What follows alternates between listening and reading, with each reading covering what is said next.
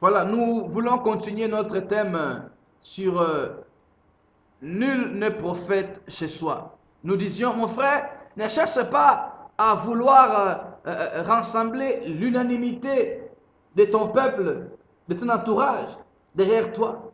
Ce ne sera pas possible. Même dans les élections. Il est vrai que dans d'autres pays, tu vas voir quelqu'un qui a fait 90%. Ok, ça va. Président de la République, 90%. Ou bien dans une compagnie, quelqu'un qui a réussi avec 90%, c'est possible. Mais c'est rare de voir quelqu'un d'avoir 100%. Pourquoi? Parce que tout le monde ne peut pas avoir ton opinion. Non. Tout le monde ne peut pas dire oui, amen à ce que tu fais, à ce que tu dis, à ce que tu es. Tout le monde ne peut pas croire à ce que tu as, à ce que tu es. Tout le monde ne doit pas te suivre. Tu vas te décevoir pour rien en voulant espérer que tout le monde te suive. Non, non, non. Même au ciel, il n'y a pas eu une élection ou bien unanimité stable. Dieu était régnant lui-même. Mais au bout de certain temps, la révolte est venue, malheureusement. Les malins a voulu renverser, détruire la stabilité de Dieu. Et son sort, nous connaissons, il a été chassé. Il a pris un tiers des anges et il les a amenés.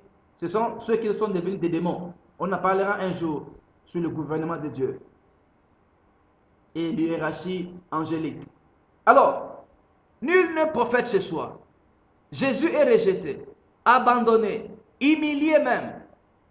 Mais dans l'humiliation, dans le rejet, c'est missionnaire, Jésus-Christ, cet apôtre de Dieu, Jésus-Christ, cet envoyé de Dieu, Jésus-Christ.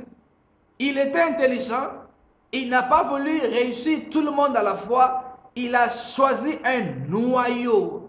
Gloire à Dieu. Il a choisi un noyau commençant par 90 et puis à force de la croissance de la vision, parce que plus la vision grandit, plus le sacrifice doit grandir. Il y a ceux qui disent, nous t'aimons, nous sommes avec toi, nous irons avec toi, nous irons avec toi, nous t'accompagnerons. Quand la vision va grandir, quand la chose va croître, quand ça va demander assez de sacrifices, il y aura ceux qui vont dire, ah, nous arrêtons ici. Nous t'avions aimé jusque-là et là. Mais à ces choses ici, à ces niveaux ici que tu commences à dire qu'on mange ta chair, qu'on boive ton sang, alors là, reste avec tes enseignements, nous partons. Ah, nul n'est prophète chez soi. Dans le recrutement, dans une vision, il y a toujours des étapes, il y a toujours des phases. Je dis souvent, les hommes sont en taille.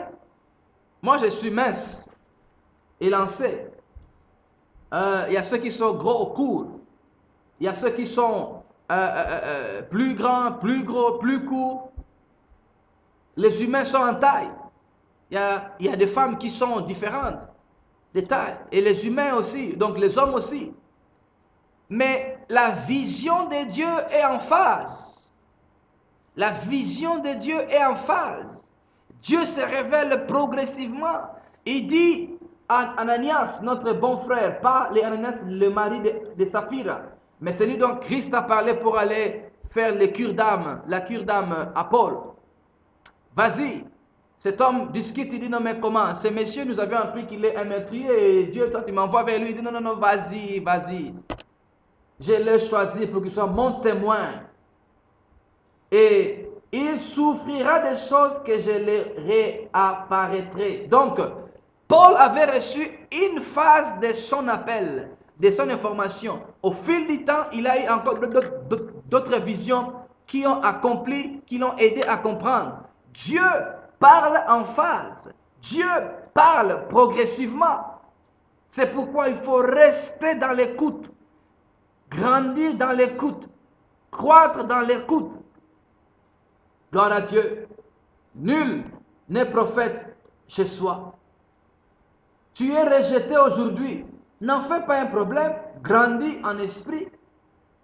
Nous avions une émission le jeudi passé, il y avait un pasteur de l'Irlande, mon bien-aimé Papicho, il a dit en 5 minutes un puissant message sur la croissance. Il a parlé, il disait, il y a des choses que nous n'avons pas à voir maintenant parce que c'est par rapport à la taille que nous avons. Quand nous allons croître, on ne va plus demander d'autres choses parce que la taille te capacitera automatiquement à accéder à une telle chose ou pas. Et j'ajouterai et je dirais, l'optique que tu as, la vision que tu as, l'observation que tu as, c'est par rapport à la position que tu as, par rapport à l'objectif, c'est par rapport à la taille spirituelle que tu as, que tu puisses voir ceci ou cela. Gloire à Dieu. Dieu a révélé à Joseph des choses. Nous remarquerons que c'est aussi par phase. Premièrement, cet homme de 17 ans, il a vu une chose. Il a vu les épis de maïs qui se courbaient. Il y avait 11 épis de maïs qui se courbaient autour du sien. Et Dieu monte en révélation. Dieu monte dans la vision. Il lui fait voir 11 étoiles. C'est l'égalité avec 11 épis de maïs. Maintenant, plus de ça, Dieu lui fait encore voir la lune et le soleil. Jacob, l'homme prophétique, il a compris le message. Il dit, oh petit, donc toi, tu veux nous dire que nous devons nous agenouiller devant toi. Nul n'est prophète chez soi. Jésus a été refusé par ses frères, négligé par ses frères, combattu par ses frères. En réalité, pourquoi nous là, nous devons parler de lui? Il est venu chez les siens, mais les siens ne l'ont point reçu. Les siens n'ont pas reçu le prophète. Les siens n'ont pas reçu le Messie. Les siens n'ont pas reçu le messager. Les siens n'ont pas reçu la volonté de Dieu. Les siens ne l'ont pas reçu, mais je dirais merci aux siens qui ne l'ont point reçu. Parce que eu égard à ça, nous les païens, nous les inutiles, nous les non greffés, nous avons une part à la divinité à cause de leur refus. Mais nous savons que Dieu va les récupérer aussi après. Gloire à Dieu. Donc, ne regrette pas quand tu es rejeté. Ne regrette pas quand tu es combattu. Vous remarquerez, la plupart des combats ne viennent pas des gens de loin. Ce sont des gens avec qui tu as bu, des gens avec qui tu as mangé, des gens avec qui tu as ouvert peut-être ton cœur. Tu pensais que ce sont des gens qui peuvent te soutenir, des gens qui peuvent te couvrir. Oh non, non, non, non. Ce sont ces gens pareils que le diable utilisera malheureusement pour te combattre, eu égard à quelques informations qui peuvent détenir. Gloire soit rendue à Dieu. Joseph est chez Potiphar. Il est venu servir, mais la femme commence à le poursuivre. La femme le cherchait. Comme la femme ne l'a pas eu, comme la femme n'a pas réussi son travail, la femme, pendant que fuyait le jeune homme, il a laissé son drap, son manteau. Oh mon frère, ma soeur, nos anciens amis, vos anciens amis, ils ont vos robes. Le témoignage est là. On était avec lui, on a mangé ensemble, on s'est dit ça et ça, ça, ça et ça. Maintenant, au lieu de rester sur la vérité, ils prennent les témoignages que tu as, ils prennent les éléments d'ensemble que vous aviez eus, ils l'utilisent contre toi. N'est-ce pas qu'il est le fils de Joseph? N'est-ce pas qu'il est le fils de Marie? Voyez-vous, l'esclave que tu m'as amené ici, toi mon mari, il a voulu me chercher. Cette femme a élevé un évangile faux contre les justes, contre la vérité. Nul n'est prophète chez soi. Joseph était une bénédiction pour Potiphar. La Bible dit, tout ce qu'il touchait réussissait. Mais le démon est entré par la femme pour le séduire. Gloire soit rendue à Dieu. Cet homme n'a pas fléchi. Il a résisté. Quand tu résistes au diable, il va fuir. Maintenant, il cherche à salir, à détruire ton témoignage, ta réputation. La parole ne nous dit nulle part que Dieu a révélé aux anciens de l'Égypte pour dire non, c'est la femme là qui a tort. C'est elle qui a cherché le mal. Mais Joseph a souffert dans son silence. Oh Père, pendant que je prêche, pendant que je parle, tous les innocents, tous les Joseph qui sont injustement inculpés, que tu les délivres. D'abord dans leur cœur, dans la paix, dans la joie. Ils sont innocents, ils sont inculpés de choses qu'ils ne savent pas. C'est un conflit ou bien un complot qui vient de l'enfer, juste pour dégrader l'onction de Joseph. Par jalousie, la femme voulait détruire les crédits de Joseph dans le cœur de son mari. Nul n'est prophète chez soi. Vous remarquerez chez notre frère Jephthé, nous sommes dans Juge 11. Jephthé, ses frères lui disent, tu ne vas pas hériter avec nous parce que ta mère fut une prostituée. Combien de fois on n'a pas vu dans les familles qu'on néglige un frère, qu'on néglige une sœur parce qu'elle n'est pas de même mère comme vous? Combien de fois on n'a pas vu qu'on néglige telle ou telle personne parce qu'il n'a pas le même élément que vous? Souvent, les hommes combattent ceux qui ne contrôlent pas. Quand ils savent te contrôler, pourquoi ils vont te combattre? Parce qu'ils peuvent juste te faire taire et puis tu te tais. Quand ils ne savent pas te contrôler, ils te combattent. Quelqu'un a dit, le combat spirituel est d'en bas vers le haut. Nous sommes en haut et le diable est en bas. Et en réalité, celui qui est en haut ne combat pas celui qui est en bas, mais il dicte seulement. Gloire soit rendue à Dieu.